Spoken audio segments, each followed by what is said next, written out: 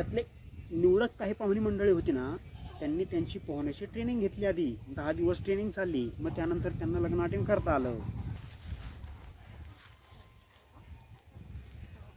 नमस्कार मित्रांनो, स्वागत करतो तुमच्या आवडीच्या आपल्या या लाडक्या कार्यक्रमात, ज्याचं नाव आहे फेक पॉडकास्ट. चिंब भिजलेले, रूप सजलेले, बरसुनी आले रंग प्रीतीचे. या 4 ओळी याचा जो आशय विषय असेल तो म्हणजे आज आपल्या या पॉडकास्टचा विषय.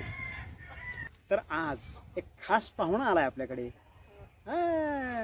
सुरुवातीचा व्हिडिओ तुम्ही बघितला असेल, तर त्या वेडिंगमध्ये भराडी मंडळी होता.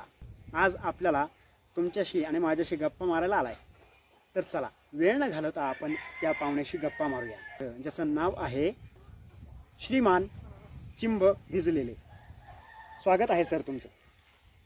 मला सांगा आधी की तुम्ही हा जो तुमचा छंद आहे लग्न समारंभ अटेंड करण्याचा, त्याबद्दल जरासं आमच्या प्रेक्षकांना थोडंसं माहिती द्या. हो, सगळ्यात आधी तुमचं खूप खूप मनापासून धन्यवाद. आणि you know I am so fortunate की मला ते लग्न अटेंड करता आलं, ज्याबद्दल तुम्ही आत्ता बोललात. अंडर वॉटर लग्न अटेंड करणं ही माझ्यासाठी it's like an dream for me. आणि हो, म्हणजे मला आहे ना, मुळात लग्न अटेंड करणं हा माझा जीव की प्राण. मला जर कळालं की अमुक अमुक ठिकाणी अमुक अमुक कोणाचं तरी लग्न आहे, माझ्या बॅगमध्ये एक बुके, एक लिफाफा आणि एक गिफ्ट सतत असतं. कितीही बिझी असलो आणि मला जर लग्न दिसलं तर मी ते अटेंड करतोच. तर तो माझा लहानपणापासून मी जोपासलेला छंद आहे. मी स्वतःला भाग्यवान समजतो या सगळ्यामध्ये. बरं मला सांगा, नेमकी ही कॉन्सेप्ट आहे अंडर वॉटर वेडिंग, ती नेमकी सुचली कोणाला? कन्सेप्ट कसली सुचती आहे त्यांना, मीच तर सांगितली. मग काय आता, त्या मुलाच्या साडूच्या चुलत बहिणीच्या आत्याचा नवरा आहे ना, तो माझ्याकडे पत्रिका घेऊन आला. म्हणलं की बाबा मला लग्न करायचं. म्हणलं काय करतो मुलगा? तर बोललो तो पोहतो. मुलगी काय करते? मुलगी पण पोहते. मग जमिनीवर कशाला करताय लग्न? पाण्यात करा की. मग एवढा सगळा खर्च वाचतोय. आणि मग ते तिथून रन झालं बा कॉन्सेप्ट, तिथून तशी ती रन झाली.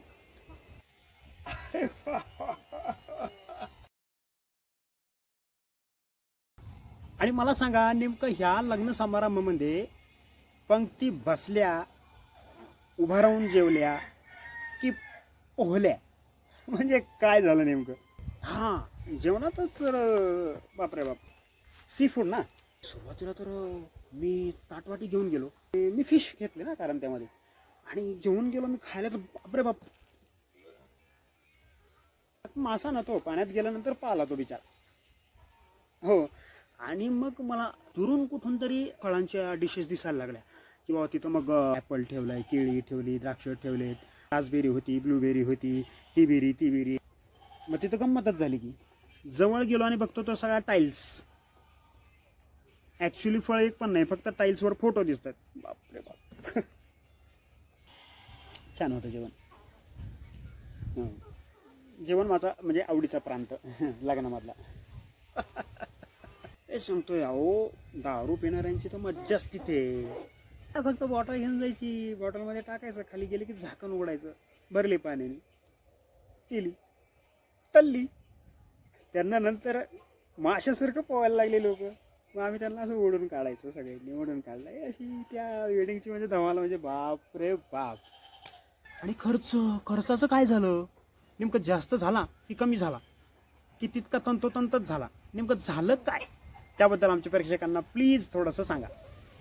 बघा की तुम्ही, मंडपचा खर्च वाचला, फटाक्यांचा खर्च वाचला, टेबल खुर्चीचा खर्च वाचला, चटाया गाद्यांचा खर्च वाचला, अक्षताचा खर्च वाचला.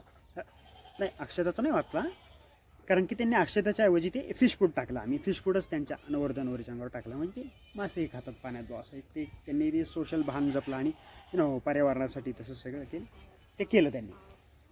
तर विच इज गुड, हां. तर तसं झालं. आणि ते भोपळ्याने पोहायचा एक प्रसंग आहे, असं आमच्या कानावर आलंय, त्याबद्दल थोडीशी माहिती द्या. हो. करेक्ट. मला आठवतंय की नवऱ्या मुलाची जी मावशी होती, तिला येत नाही पोहत. मग काय करायचं भाऊ आता? मग तिला आम्ही दोरी बांधून खाली सोडलं सुरुवातीला. तिला ते जमे ना, तिला पोहतच येत नाही. खाली तरंगता येत नाही, झाला का गोंधळ, बापरे बाप. मग मी म्हटलं की बाबा तिला भोपळा लावा, तिला कोणीतरी भोपळा बांधा, म्हणजे ती किमान तरंगून तरी लग्न अटेंड करेल. मग तिला भोपळा बांधण्यात आला आणि तिला तरीसुद्धा एक दोरी बांधली. कारण की काय होतं ना, ती मध्ये जायची ना, तर नेमकं ज्यावेळेस फोटो क्लिक करायचे त्यावेळेस ते नवरत्या नवरीच्या अंगावर सावली यायची. मग तिला ओढून अलीकडे घ्यायचे आणि मग ते तसं तिने लग्न अटेंड केलं. या सगळ्यामध्ये मला असं कळालं की जी स्विमिंग पूलची पाण्याची पातळी होती ती लग्न समारंभ संपल्यानंतर काही अंशाने वरती आली, म्हणजे वाढली. तर त्यामागचं कारण काय असावं? काय हेच की मग आपलं हे झालं असेल की अहो ते आपलं मुलीची आई किती रडली हो, हां मुलाचे वडील किती रडले. नाही ते तर नाही रडले, पाण्याची पातळी कशी वाढली? दारूने पण पाणी कमीच होतं. Next question. त्या सगळ्यामध्ये मला विचारायचं आहे, तुमचं लग्न झालंय? नाही? मला नक्की बोला बरं, नाही बोलवलं तर मी येणार. सांगा कुठं करताय आणि कसं करताय लग्न? हो नक्कीच मी तुम्हाला माझ्या लग्नात नक्कीच बोलवेन. पण मी लग्न करणार आहे आधीमध्ये.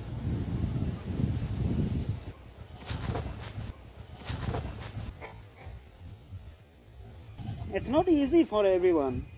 कसा वाटला तुम्हाला आजचा एपिसोड? कसा वाटतंय तुम्हाला फेक पॉडकास्ट? आवडतंय ना? तर तुमच्या प्रतिक्रिया मला नक्की कळवा. माझ्या चॅनलचं नाव आहे फन रिच फार्म. यूट्यूबला जा आणि सबस्क्राईब करा, ते बघा आणि तुमच्या प्रतिक्रिया कळवा. तुमच्या प्रतिक्रियाची वाट बघतोय. भेटूयात पुढच्या एपिसोडमध्ये.